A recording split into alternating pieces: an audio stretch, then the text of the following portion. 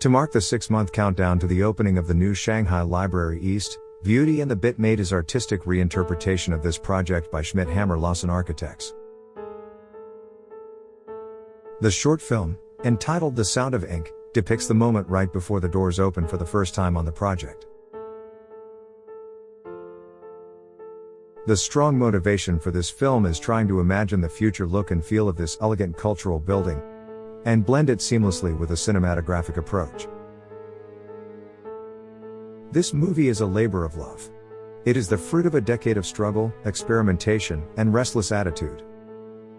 As always, our vision is to blur the line between architecture and cinema. Welcome to our creative trip to the Sound of Ink.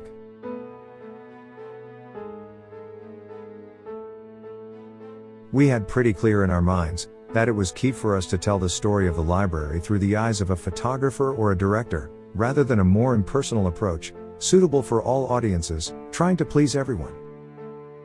This road is riskier, but most of the times brings better results. For all of this, it was vital a good previz phase for the movie. It is a stage in which we spend lots of time normally. At the end of the day, behind all these viewport captures, lies the true essence of the film. If we achieve a strong and solid narrative from a cinematographic point of view, the rest is a matter of visual debugging. It is crucial to always work previz with the final music piece in mind, since the music is always the film's common thread. We tend to say that if the previz works, then you have 70% of the job done. It is always a joy to see the evolution from the original previz to the final pixel, and how you face the problem. The better the creative direction, the less hassle in the process.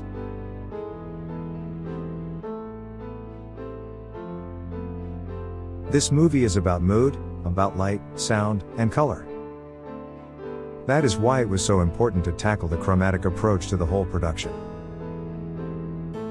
We spent insane amount of hours figuring out the best lighting conditions for each shot, and how a coherent chromatic narrative was established throughout the piece. It is not a literal evolution in time of day, but how to play with lighting and color, so that they are another character in the movie by themselves. We consider shots as living entities, growing in complexity by additive layers. Normally our first approach is simple. Trying to nail and encapsulate the principal nature of the shot and the idea we want to communicate. If that camera movement fails, all falls apart, so this is a really important layer. If you plan to have success with this camera phase, it is important to think as a director, and choose wisely the lenses you use, the aspect ratio you need, and the visual language you are thinking of. It makes a huge difference shooting a film with a complete different camera sensor instead of lenses.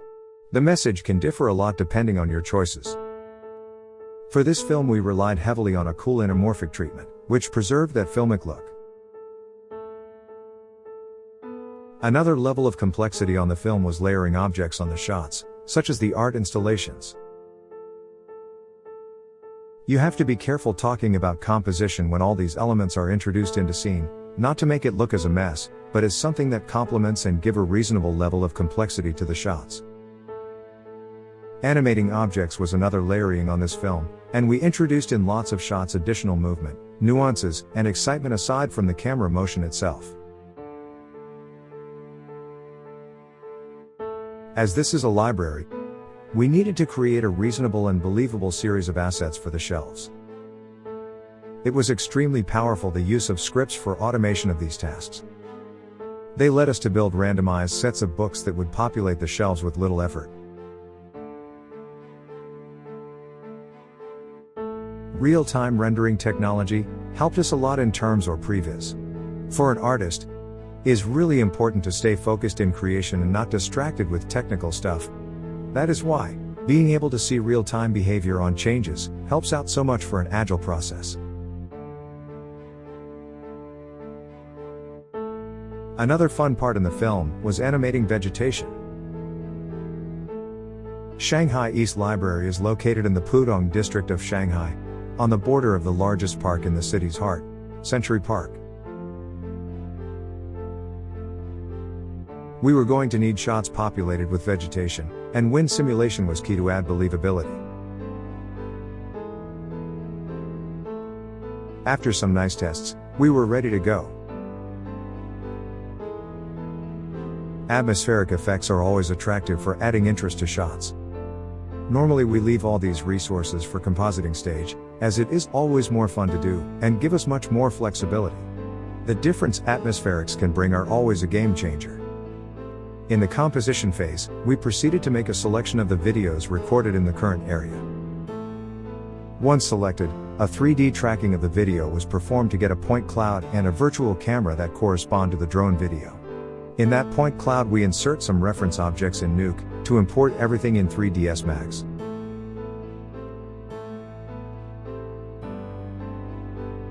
In 3ds Max, we need to have the whole project textured and finished with all the elements that in the future will appear. We continue importing the camera and reference objects extracted in Nuke to insert the project. Then we add all the render elements needed for compositing and post-production.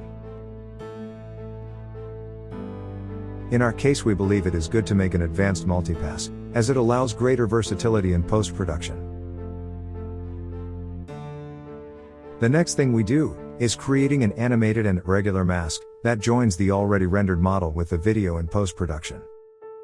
Once finished, we shuffle all the render passes to have control on each layer. The following step is adding the necessary adjustments so that the video is integrated, and as last step, we add the final post-production filmic looking touches.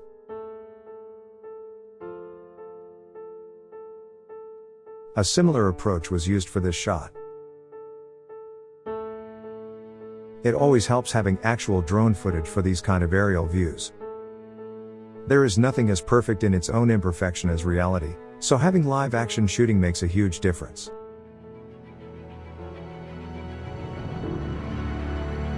Working on this movie has been an incredible experience for all the people at Beauty at the Den. Not only for the result, also because of the process.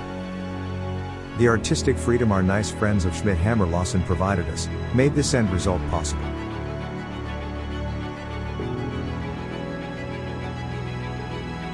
When it comes to an actual production, we always try not to follow formulas, and instead of this, give the creative direction the project deserves. This will resonate with the final pixels, and nothing will be overacted and artificial. At the end of the day, is trying to move people with our stories, and we really hope we did with this one. Thanks for watching, and see you in the next one.